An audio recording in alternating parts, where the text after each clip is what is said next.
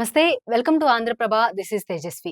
ఏపీలో పింఛన్ల పంపిణీకి సంబంధించి ప్రభుత్వం కీలక ఆదేశాలు జారీ చేసింది. పెరిగిన పింఛన్లను జూలై 1 నుంచి ఇంటి వద్దే అందించేలా ఏర్పాట్లు చేస్తోంది. ఈ మేరకు సీఎస్ నిర్భకుమార్ జిల్లాల కలెక్టర్లకు కీలక ఆదేశాలిచ్చారు. జూలై 1వ తేదీనే అంటే సోమవారం లబ్ధిదారులకు పింఛన్లు పంపిణీ పూర్తి చేయాలని నిర్దేశించారు. గ్రామ, వార్డు సచివాలయ ఉద్యోగుల ద్వారా ఇంటింటికి పింఛన్ పంపిణీ చేయాలని ఆదేశాలిచ్చారు.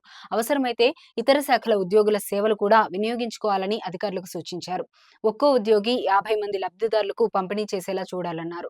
డబ్బులను ఈ నెల 29నే బ్యాంకుల నుంచి డ్రా చేసుకుని సిద్ధంగా ఉంచుకోవాలని అన్నారు. పెరిగిన పింఛన్ల మేరకు 65,18,496 మందికి 4,399.89 కోట్ల రూపాయల పంపిణీ చేయనున్నారు. వీరిలో 64.75 లక్షల మందికి ఇంటి వద్ద 4,369.82 కోట్ల రూపాయలు ఇంటి వద్ద అందిస్తారు. మిగిలిన 43,000 మంది అంటే బయట చదువుకునే దివ్యాంగ విద్యార్థులకు 30.05 కోట్ల రూపాయలను డీబీటీ ద్వారా వారి అకౌంట్లలోకి జమ చేస్తారు. జూలై 1 ఉదయం 6 గంటల నుంచి పింఛన్ల పంపిణీ ప్రారంభం కానుంది. పింఛన్ల పంపిణీలో ఎలాంటి ఇబ్బందులు లేకుండా క్లస్టర్ల వారీగా మ్యాపింగ్ చేశారు.